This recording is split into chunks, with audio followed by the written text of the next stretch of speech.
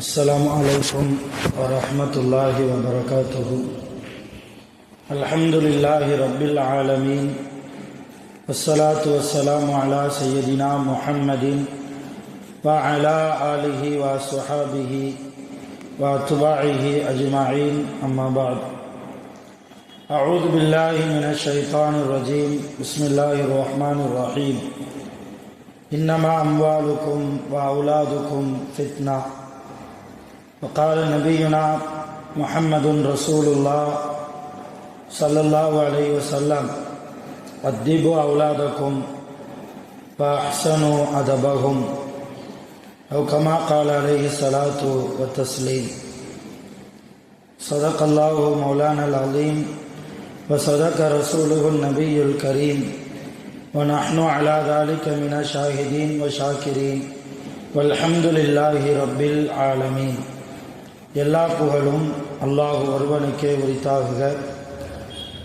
அருள் நபிகள் நாயகம் ஸல்லல்லாஹு அலைஹி வஸல்லம் அவர்கள் மீதும் அவர்களுடைய குடும்பத்தார்கள், சஹாபா பெருமக்கள், தாபிஈன்கள், தாபிஈன்கள், நம் அனைவர்கள் மீதும் அல்லாஹ்வின் சாந்தியும் சமாதானமும் என்றென்றும் நின்று நிலவட்டுமாக. ஆமீன். சங்கையான தாய்மார்களே, சகோதரிகளே, அல்லாஹ்வின் கிருபையால் குர்ஆனை பற்றி, நபி ஸல்லல்லாஹு அலைஹி வஸல்லம் அவர்களை பற்றி, நபியின் காலத்தில் வாழ்ந்த உத்தம சஹாபியத்து பெண்களை பற்றி பேசுவதற்காகவும் தெரிந்து கொள்வதற்காகவும் இந்த பெண்கள் பயான் நிகழ்ச்சியில் நாம் அமர்ந்திருக்கிறோம். ரப்பு சுப்ஹானஹு வ தஆலா நம்முடைய இந்த மஜ்லிஸை பொருந்திக் கொள்வானாக. ஆமீன்.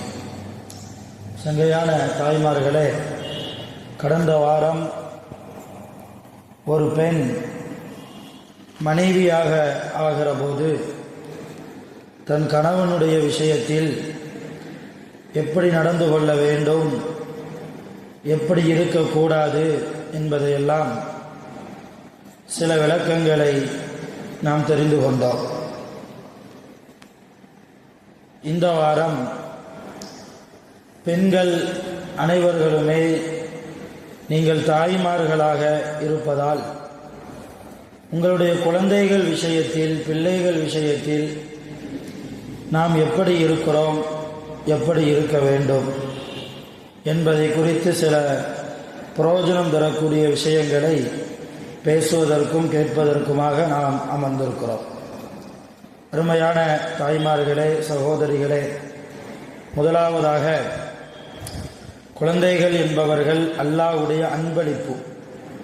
அல்லாஹ் யாருக்கு அந்த அன்பளிப்பை கொடுப்பதற்கு நாடுகிறானோ அவர்களுக்குத்தான் குழந்தைகள் என்ற அன்பளிப்பை அல்லாஹ் தருகிறார். இதை பற்றி அல்லாஹ் குர்ஆனில் சொல்கிற போது, யஹபு லிமை யஷாஉ இனாசா, தான் நாடியவர்களுக்கு அல்லாஹ் பெண் குழந்தைகளை அன்பளிப்பாக கொடுக்கிறான். வயஹபு லிமை யஷாஉ ذுகூர், தான் நாடியவர்களுக்கு அல்லாஹ் ஆண் குழந்தைகளை அன்பளிப்பாக கொடுக்கிறான். ஆண் குழந்தையோ பெண் குழந்தையோ எதுவாக இருந்தாலும் குழந்தைகள், பிள்ளைகள் என்று வருகிற போது அது அல்லாஹ்வுடைய அன்பளிப்புகள். அல்லாஹ்வின் மூலமாக நமக்கு அன்பளிப்பாக வழங்கப்பட்ட இந்த குழந்தைகளை நாம் எப்படி வளர்க்க வேண்டும், எப்படி வார்த்தெடுக்க வேண்டும், எதை சொல்லிக் கொடுக்க வேண்டும், எதை சொல்லித் தரவே கூடாது, எந்த அடிப்படையில் இஸ்லாம் குழந்தைகளை வளர்க்கச் சொல்கிறது என்பதை நாம் கொஞ்சம் சிந்திக்க வேண்டும். அருமையான தாய்மார்களே, இன்றைக்கு குழந்தைகளுக்கு எல்லாவற்றையும் நாம் கொடுக்கிறோம். குழந்தைகள் கேட்டதை எல்லாம் கொடுக்கிறோம். கொஞ்சம் வளர்ந்து வருகிற போது உலக படிப்புகளை கொடுக்கிறோம். வாலிப பருவத்தில் வருகிற போது காலேஜுக்கு அனுப்பி வைத்து நல்ல முறையில் டிகிரி வாங்குவதற்காக, பெயருக்கு பின்னால் பல பட்டங்களை போடுவதற்காக பிகாம், எம்காம், எம்பிபிஎஸ் என்றெல்லாம் உலகம் சார்ந்த படிப்புகளை அதிகமாக நம்முடைய ஆண் குழந்தைகளுக்கும் நம்முடைய பெண் குழந்தைகளுக்கும் நாம் தருகிறோம். அதே போன்று வாலிப பருவம் திருமணத்தினுடைய வயதை நம்முடைய குழந்தைகள் எட்டியதற்கு பின்னால் நல்ல முறையிலே ஆடம்பரமாக திருமணத்தையும் நாம் செய்து வைக்கிறோம். இதுதான் நம்முடைய குழந்தை வளர்ப்பாக இன்றைக்கு சூழ்நிலையில் இருக்கிறது. ஆனால் இஸ்லாம் குழந்தைகளை எப்படி வளர்க்க சொல்கிறது என்றால், முதலில் குழந்தைகளுக்கு கல்வியை விட ஒழுக்கம் என்பது அவசியம். நபி ஸல்லல்லாஹு அலைஹி வஸல்லம் அவர்கள் சொன்னார்கள், மல்லா அதபலகு வலா இல்மலகு, யாரிடத்தில் அதபு என்கிற ஒழுக்கம் இல்லையோ அவனிடத்தில் கல்வி வராது என்றார்கள் ஸல்லல்லாஹு அலைஹி வஸல்லம். ஒழுக்கமில்லாத கல்வி உப்பில்லாத பண்டம் குப்பையிலே என்று சொல்வது போல, ஒழுக்கமில்லாத கல்வி என்பது அது இருந்தும் பிரயோஜனம் அளிக்காது. ஒரு படித்த ஒரு பிள்ளை தெருவிலே நடந்து போகிற போது கொஞ்சம் அநாகரிகமாக கொஞ்சம் அசிங்கமாக முகம் சுளிக்கிற அளவுக்கு ஏதாவது ஒரு செயலை அவன் செய்து வீதியிலே அவன் நடந்து போனால் அவனை பார்த்து கேட்கக்கூடிய முதல் கேள்வி, பார்த்தா படித்தவன் மாதிரி இருக்க, அறிவில்லையான்னு கேட்போம் இல்லையா? பார்த்தால் படித்த பிள்ளை மாதிரி தெரியுது, கொண்ட ஒழுக்கம் இல்லையா, என்ன இந்த மாதிரி காரியத்தை எல்லாம் வீதியிலே போகிற போது ஒழுக்கம் இல்லாமல் செல்கிறாயே என்று அவனை திட்டக்கூடியவர்கள் முதலில் ஒழுக்கத்தை குறித்து தான் திட்டுவார்கள். ஆக எவ்வளவு இல்மை கல்வியை நம்முடைய குழந்தைகளுக்கு நாம் கொடுக்கிறோம் என்பது முக்கியமல்ல, அந்த கல்வி ஒழுக்கம் சார்ந்த கல்வியாக இருக்கிறதா என்பதுதான் ரொம்ப முக்கியம். 5 விளையாதது 50 ஆனாலும் விளையாது. அழகான பழமொழி தமிழன் தன்னுடைய அகராதியிலே வைத்திருக்கிறார். இப்போ 5 வயது இருக்கிற போதே நம்முடைய பிள்ளைகளுக்கு பெற்றோர்களோடு எப்படி நடக்க வேண்டும், வீட்டு பெரியவர்களோடு எப்படி நடக்க வேண்டும், ஆண்களோடு பெண்களோடு எவ்வளவு மரியாதையாக கண்ணியத்தோடு, தன்னுடைய வயதுக்கு மூத்த நபர்களோடு எப்படி நடக்க வேண்டும், தன் வயதுக்கு கீழே உள்ளவர்களிடத்தில் கண்டிப்பு இல்லாமல் அன்பாக பாசமாக அரவணைப்போடு எப்படி நடக்க வேண்டும், குர்ஆன் என்றால் என்ன, அல்லாஹ் என்பவன் யார், நபி ஸல்லல்லாஹு அலைஹி வஸல்லம் அவர்களுடைய கண்ணியம் எந்த அளவு உயர்ந்தது, சஹாபாக்கள் இந்த மார்க்கத்திற்காக எவ்வளவு பாடுபட்டார்கள் என்பதையெல்லாம் சிறு பிராயத்தில் இருந்தே நாம் கற்றுக் கொடுத்து, தொட்டில் பழக்கம் சுடுகாடு வரை என்று சொல்லியிருக்கிறார்கள். தொட்டிலில் நம்முடைய குழந்தை இருக்கிற போதே அதுக்கு பேச தெரியாது. தொட்டிலில் இருக்கிற குழந்தைகளுக்கு பேச தெரியாது. அவ்வளவு விவரம் தெரிந்த மனிதர்களுக்கு இருக்கக்கூடிய விவரம் தொட்டிலில் இருக்கக்கூடிய குழந்தைகளுக்கு இருக்காது என்றாலும் கூட நாம் பேசுகிற வார்த்தைகளை அதனால் கிரகிக்க முடியும், கண்டிப்பாக கிரகிக்க முடியும். குழந்தைகள் சிறு பிராயத்தில் பெற்றோர்களை பார்த்துத்தான் வளர்கிறார்கள். அதை போன்ற அருமையான தாய்மார்களே, சகோதரிகளே, உங்களுடைய குழந்தைகள் உங்களை பார்த்துத்தான் வளர்ந்திருக்கிறார்கள். தாயை போல புள்ள, நூலை போல சேலை என்றுதான் சொல்லியிருக்கிறார்கள். எந்த இடத்துலையும் அத்தாவை போல புள்ளன்னு சொல்லலை. ஆகையினால் தாய்மார்களாக இருக்கக்கூடிய நீங்கள் எப்படி இருக்கிறீர்களோ அதே போன்றுதான் உங்களுடைய பிள்ளைகளும் வருவார்கள். உங்கள் பிள்ளைக்கு முன்னால் நீங்கள் ஆபாசமான கெட்ட வார்த்தைகளை பேசினால் உங்கள் பிள்ளைகளுக்கு விவரம் தெரியாவிட்டாலும் அதனுடைய கல்விலே உள்ளத்திலே ஆழமாக பதிந்து விடுகிறது. உங்கள் பிள்ளைகளுக்கு முன்னால் நீங்கள் அடுத்தவரை பற்றி புறம் பேசினால், ஓ இதுவெல்லாம் செய்யணுமோ, நாமளும் பெரிய ஆளா வளர்கிற போது, பெரிய மனுஷியா வருகிற போது நாமும் புறம் பேசணுமோ என்கிற விஷயம் நம்முடைய குழந்தைகளுடைய கல்விலே ஆழமாக பதிந்துவிடும். அதே போன்று நீங்கள் உங்கள் குழந்தைகளுக்கு முன்னால் முசல்லாவை விரித்து தொழுகிற போது உங்கள் குழந்தை 2-3 தடவை உங்களை உற்று பார்க்கும். 4வது முறை உங்களோடு நின்று தொழும், அதுவும் தொழுகையிலே சேர்ந்து கொள்ளும். உங்கள் குழந்தைகளுக்கு முன்னால் நீங்கள் குர்ஆனை எடுத்து ஓதுகிற போது 4-5 தடவைக்கு பின்னால் அது நீங்கள் குர்ஆனை ஓத மறந்தாவிட்டாலும், ஒரு சமயம் மறந்துவிட்டாலும் கூட அந்த குழந்தை குர்ஆனை தன்னுடைய பிஞ்சு விரல்களால் உங்களை பார்த்து சுட்டி காட்டி, அம்மா இந்த குர்ஆனை எடுத்து ஓது என்று சொல்ல தெரியாவிட்டாலும் கூட தன்னுடைய ஜாடையால் காட்டும். அதுதான் குழந்தை. அது அருமையான பெருமக்களே, தாய்மார்களே, சகோதரிகளை, குழந்தைகளுக்கு முன்னால் நாம் நல்ல முறையில் நடக்க வேண்டும். கண்ணியமான முறையில் அல்லாஹ்வை பற்றி பேச வேண்டும், அல்லாஹ்வை பற்றி சொல்லிக் கொடுக்க வேண்டும், ரசூல் ஸல்லல்லாஹு அலைஹி வஸல்லம் அவர்களை பற்றி சொல்லிக் கொடுக்க வேண்டும். ஆரம்ப காலகட்டத்தில் இப்போது கூட அந்த பழக்கம் இருக்கிறது என்று நினைக்கிறேன். தொட்டிலில் பிள்ளையை போடுகிற போது தாய்மார்கள் எல்லாம் தாலாட்டு பாடுவாங்க.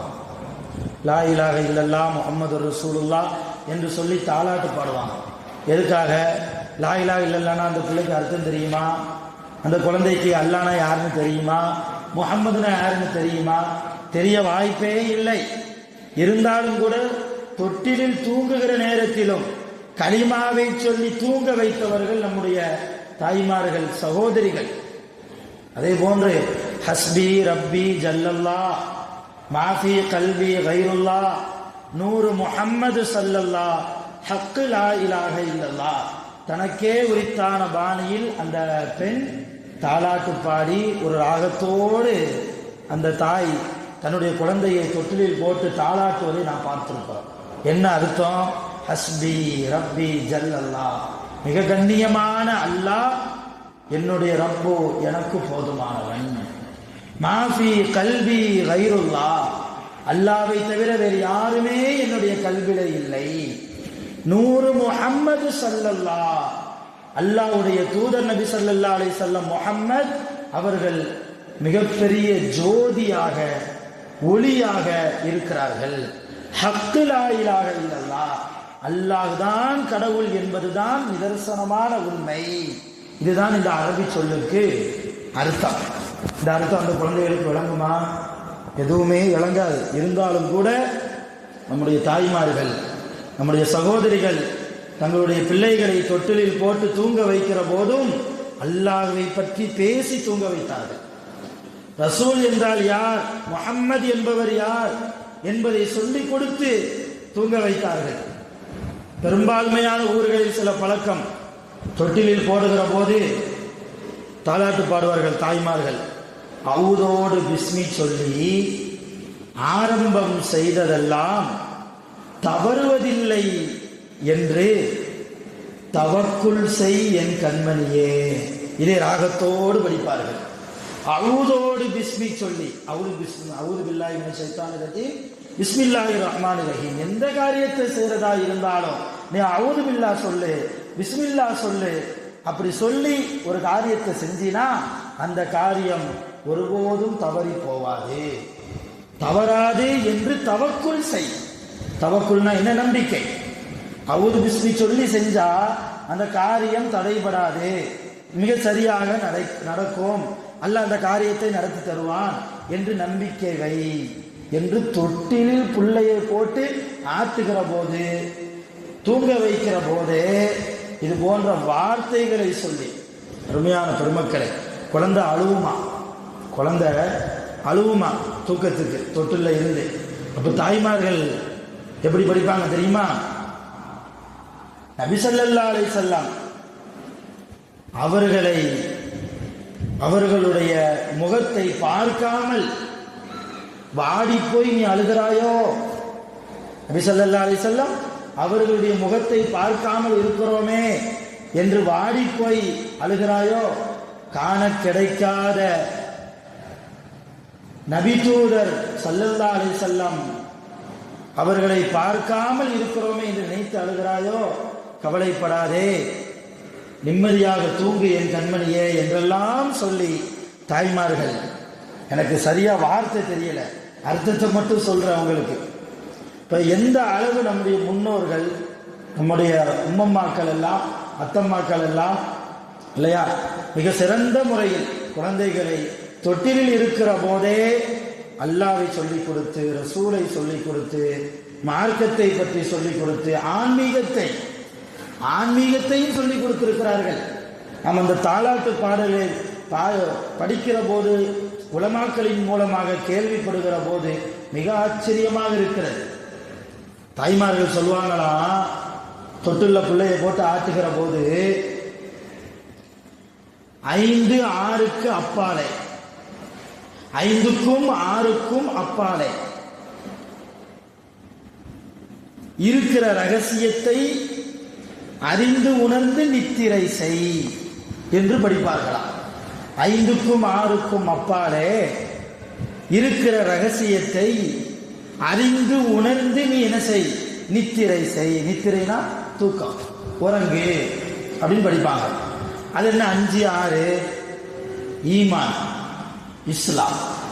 இஸ்லாம் மொத்தம் 5. இஸ்லாத்தினுடைய கடமைகள் மொத்தம் 5. கலிமா சொல்றது, தொழுகிறது, நோன்பு வைக்கிறது, ஜகாத்து கொடுக்கிறது, ஹஜ். இந்த 5.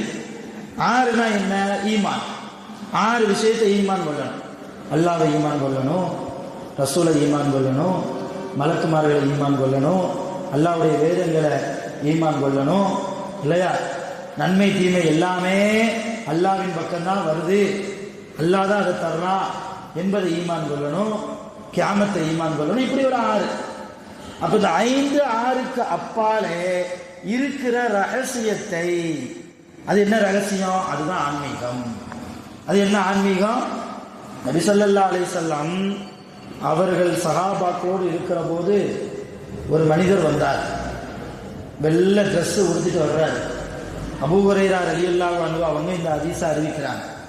இன்னும் சில அறிவிப்புகள்ல உமர் ரலியல்லாஹு அன்ஹு அவங்க இந்த ஹதீஸை அறிவிக்கிறாங்க. மிஷ்காத் என்ற கிதாபிலே பதிவு செய்யப்பட்டிருக்கிறது. புகாரியிலையுமே வருது. மிக பியூர் ஒயிட்ல ஒரு மனிதர் வருகிறார். சஹாபாக்கள் சொல்றாங்க, அந்த மனிதருடைய ஆடையை பார்த்தா எந்த விதமான அழுக்குமே இல்லை. ஆனா அந்த மனிதரை நாங்கள் இதுவரைக்கும் பார்த்ததே இல்லை. மிக நீண்ட தூரத்திலிருந்து வருவது போன்று தெரிகிறது. ஆனா ட்ரெஸ்ல எந்த அழுக்கும் இல்லை. அயன் பண்ணி போட்டா எப்படி நீட்டா இருக்கும் அந்த அளவு நீட்டா வர்றார். ஒரு முடியில கூட எந்த ஒரு தூசி கூட இல்லைங்கிறாங்க சஹாபாக்கள். நேர ரசூல்லாட்ட வந்து ரசூல்லாவுக்கு முன்னால் வந்து உட்கார்ந்தார். வந்து ரசூல்லாட்ட சில கேள்வி கேட்கிறார். மல் இஸ்லாம், இஸ்லாம்னா என்ன சொல்லித்தாங்கன்னு கேட்கிறார். இப்போ ரசூல்லா சொன்னாங்க, இஸ்லாம்னா கலிமா சொல்லணும், நோன்பு வைக்கணும், தொழணும், ஜக்காத்து கொடுக்கணும், ஹஜ்ஜி செய்யணும், இந்த 5 கடமைகளும் சொல்றாங்க. ஈமான்னா என்ன? அடுத்த கேள்வி கேட்கிறார். ரசூலுல்லாஹ் அந்த 6 கடமைகளையும் 6 விஷயங்களையும் சொல்றாங்க. ரசூலுல்லாஹ் இந்த 5, 6க்கு பின்னால ஒரு கேள்வி கேட்கிறார். மல் இஹ்சான், இஹ்சான்னா என்னன்னு கேட்கிறார். அப்ப ரசூலுல்லாஹ் சொன்னாங்க, இஹ்சான் என்றால் நீ அல்லாஹ்வை பார்த்து தொழ வேண்டும். நீ அல்லாஹ்வை பார்த்து என்ன செய்யணுமா? தொழ வேண்டும். அல்லது அல்லாஹ்வை உன்னால பார்க்க முடியலையா, அல்லாஹ் உன்னை பார்க்கிறான் என்ற எண்ணத்தில் தொழுது கொள். ஒன்னா அல்லாஹ்வை பார்த்து தொழு, அல்லாஹ்வை பார்ப்பது போன்று தொழு. இல்லையா, அல்லாஹ் உன்னையும் பார்க்கிறான் என்கிற அச்சத்தில் தொழு. இதுதான் ஆன்மீகம்.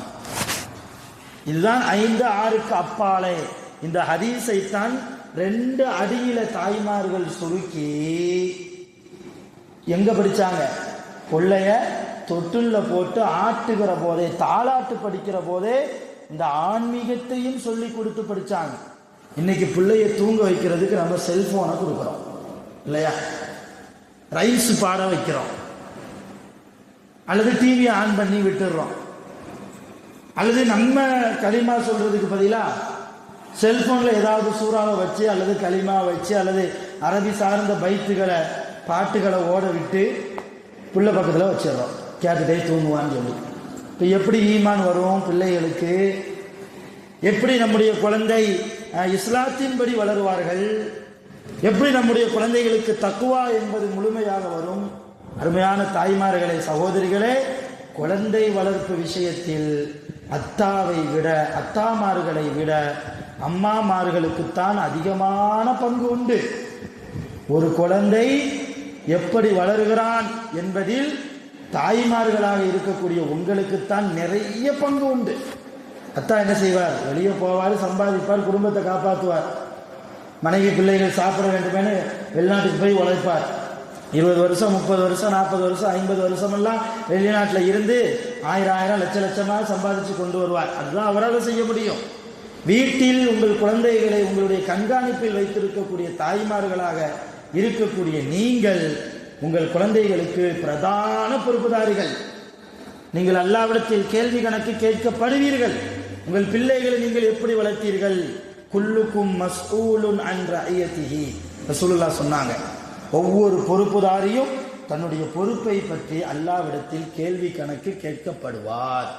அருமையான தாய்மார்களே, நீங்கள் யோசிக்க வேண்டும். உங்கள் குழந்தைகள் உங்களுடைய பொறுப்பு தானே, உங்களுடைய பிள்ளைகள் உங்களுடைய பொறுப்பு தானே. அந்த பிள்ளைகள் தவறான வழியில் போகிற போது அல்லாஹ் யாரை கேட்பான்? உங்களைத்தான் கேட்பான். இஸ்லாத்தின்படி வளர்த்தாயா? தக்வாவை கொடுத்தாயா? என்னை பற்றி நீ உன் பிள்ளைக்கு சொல்லிக் கொடுத்தாயா? என் குர்ஆனை ஓத சொல்லிக் கொடுத்தாயா? என் ரசூலுடைய நேசத்தை சொல்லிக் கொடுத்தாயா? சுப்ஹானல்லாஹ். நபி ஸல்லல்லாஹு அலைஹி வஸல்லம் அவர்கள் மீது அதிகமாக வைக்கக்கூடிய அன்பை நம்முடைய பிள்ளைகளுக்கு சொல்லித் தரணும். முஹப்பத்துர் ரசூல் நபி ஸல்லல்லாஹு அலைஹி வஸல்லம் அவர்கள் மீது வைக்கக்கூடிய அன்பு எல்லா மனிதர்கள் மீதும் கடமை. அதான் மௌலிதுல ஒரு வாசகம் வரும். மௌலிதுல மௌலாய சல்லி வஸல்லிம் தாயிமன் அபதா அலா ஹபீபிக மம்தூஹன் பி ஃபுர்கானி ஹுப்புன் நபிய்யி அலல் இன்சானி முஃப்தரலுன். மௌலிதுல வரும் ஹுப்புன் நபிய்யி அலல் இன்சான். நபியை நேசிப்பது எல்லா மனிதர்கள் மீதும் முஃப்தரலுன். முஃப்தரல்னா ஃபர்லாக்கப்பட்டது, கடமையாக்கப்பட்டது.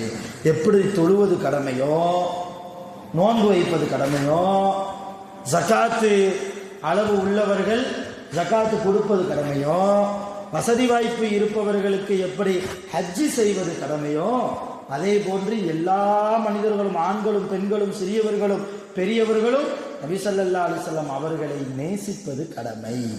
இந்த கடமையை நாமளும் செய்யணும், நம்முடைய பிள்ளைகளுக்கும் நாம் சொல்லி கொடுக்கணும்.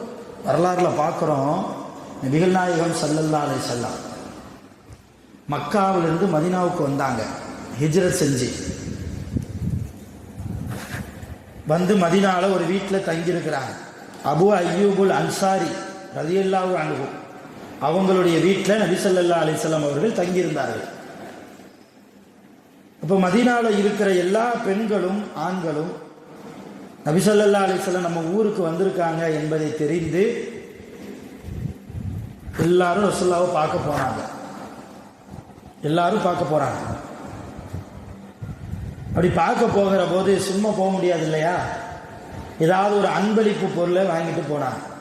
சில பேர் கோதுமையை வாங்கிட்டு போய் கொடுத்தாங்க, சில பேர் பேரித்தம்பழங்களை வாங்கிட்டு போய் கொடுத்தாங்க, சில பேர் பட்டு ஆடைகள் அதை வாங்கிட்டு போய் கொடுத்தாங்க, சில பேர் சாதாரண துணி அதை கொண்டு போய் கொடுத்தாங்க. தன்னுடைய வசதிக்கு ஏற்ப, தன்னுடைய பணங்காசுகளுக்கு ஏற்ப தங்களால் என்ன முடியுதோ அதை கொண்டு போய் கொடுக்குறாங்க. அப்படி காலையிலிருந்து இரவு முழுக்க சாயந்தரம் வரைக்கும் இந்த செய்தி, இந்த விஷயம் நடந்துக்கிட்டே இருக்குது. ஒரு பொம்பளை போவ கொடுக்க வர, அந்த அம்மா வந்துட்டு போனால் மறுபடியும் இன்னொரு அம்மா போவ ரசூலுல்லாஹ்வை பார்க்க சலாம் சொல்ல, தன்னுடைய அன்பளிப்பை கொடுக்க, இப்படியே நடந்துக்கிட்டு இருக்கு. சாயந்தர நேரமாக ஆனபோது மதீனால ஒரு அம்மா இருந்தாங்க. அந்த அம்மா பேர் உம்மு சுலைம். உம்மு சுலைம் ரலியல்லாஹு அன்ஹா அந்த அம்மா பேர். அருமையான உங்களை போன்ற ஒரு சாதாரண தாய் தான், சாதாரண ஒரு பெண்மணி தான். ஆனால் ரசூலின் மீது, முஹம்மது நபியின் மீது அந்த அம்மா வைத்த அன்பு இருக்கிற அவ்வளவு அலாதியானது, அவ்வளவு அலாதியானது. அந்த அம்மா ரசூலுல்லாஹ்க்கு கொடுக்கறதுக்கு எதுவுமே இல்லை, ரொம்ப ஏழ்மையான ஒரு தாய். வீட்டில் எதுவுமே இல்லை. அந்த அம்மாவுக்கு ஒரு மகன் உண்டு. மகனுக்கு 8 வயசாகுது. மகன் என்ன செய்வார், காலையில் எந்திரிச்சு வீட்டில் இருக்கிற ஒரு 2 பேரிச்சம்பழத்தை மட்டும் சாப்பிட்டுட்டு வேலைக்கு போயிடுவார். 8 வயசுக்குள்ள யார்கிட்ட வேலைக்கு போவார்னா ஒரு யூதன்ட்ட வேலைக்கு போவார். சாயந்தரம் வரைக்கும் வேலை பார்ப்பார். வேலைக்கு கூலியாக அந்த யூதன் என்ன கொடுப்பான்னா 2 ரொட்டியை விட்டு கொடுப்பான், 2 ரொட்டி துண்டு. ஒரு நாள் ஃபுல்லாக வேலை பார்த்ததுக்கு 2 ரொட்டி துண்டு மட்டும்தான் சம்பளம். அதை வாங்கிட்டு ஓடி வருவாங்க அந்த 8 வயசு சிறுவன். அருமையான சஹாபி. இந்த சஹாபி பேரை நான் பிறகு சொல்றேன். பின்னங்கால் பெடரியில படுற அளவுக்கு வேகமா ஓடி வர்றாங்க. ஏன்னா அம்மா காலையில் சாப்பிடல, மதியம் சாப்பிடல. இந்த 2 ரொட்டி துண்டை வச்சுதான் இப்போ நானும் சாப்பிடணும், அம்மாவும் சாப்பிடணும். சாப்பிட்டுனா நைட்டு தூங்கணும், பத்திரமா எடுத்துட்டு கொண்டு போய் கொடுக்கணுமே என்பதற்காக ஒரு 8 வயது சிறுவன் ஓடி வந்து அம்மாட்ட வந்து கொடுத்த போது அந்த அம்மா அந்த ரொட்டியை வாங்கி ஒரு பையில வச்சு, வேலை பார்த்துட்டு வந்திருக்கிறார் மகன், அந்த மகனை கூட உட்கார வச்சு கொஞ்சம் ஆசுவாசப்படுத்தி கொஞ்சம் தண்ணி கொடுத்து எதுவுமே செய்யலை. கையை பிடிச்சி வா என் கூட கூட்டு போனாங்க. எங்க? ரசூலுல்லாவுடைய வீட்டுக்கு. அபு அய்யூபுல் அன்சாரி அவங்க வீட்டில் தானே ரசூல்லா இருக்கிறாங்க. நேராக கூட்டு போனாங்க. இங்கே கூட்டு போனா இந்த அம்மா பேசுகிறாங்க ரசூல்லாட்ட. அஸ்ஸலாமு அலைக்க யா ரசூலல்லாஹ், அல்லாஹ்வின் தூதர் அவர்களே, உங்களுக்கு நான் சலாம் சொல்கிறேன். சலாம் சொல்லிட்டு நான் காலையிலிருந்து பார்க்குறேன், மதீனாவில் இருக்கிற எல்லா ஆண்களும் பெண்களும் உங்கள் வீட்டுக்கு வந்து தங்களால் முடிந்த அன்பளிப்புகளை கொடுத்துட்டு போகிறாங்க. எனக்கும் உங்களுக்கு அன்பளிப்பு கொடுக்கணும்னு ரொம்ப ஆசை. ஆனால் என்கிட்ட கொடுக்கறதுக்கு எதுவுமே இல்லை. ஒன்னே ஒன்று மட்டும் என்கிட்ட கொடுக்கறதுக்கு இருக்கு. பொருளாக என்கிட்ட எதுவுமே இல்லை. இதோ என்னுடைய பையன் 8 வயது சிறுவன். காலையில் போயிட்டு சாயந்தரம் இப்போதான் வந்திருக்கிறான். அந்த யூரன்ட்ட வேலை பார்த்துட்டு கையில் 2 ரொட்டி துண்டுகளை வைத்திருக்கிறான். இந்த 2 ரொட்டி துண்டுகளோடு சேர்த்து என் மகனையும் உங்களுக்கு அன்பளிப்பாக தருகிறேன். யாருங்க கொடுப்பா? நான் பெற்றெடுத்த பிள்ளை 10 மாசம் சுமந்து இல்லையா, எவ்வளவு சிரமம், அந்த பிரசவ வலி எல்லா தாய்மார்களுக்கும் தெரியும். அது மறு ஜென்மம். பிரசவ வலி என்பது ஒரு குழந்தையை பெற்றெடுப்பது என்பது மிக சாதாரணமான காரியம் அல்ல. அது மறு ஜென்மம்.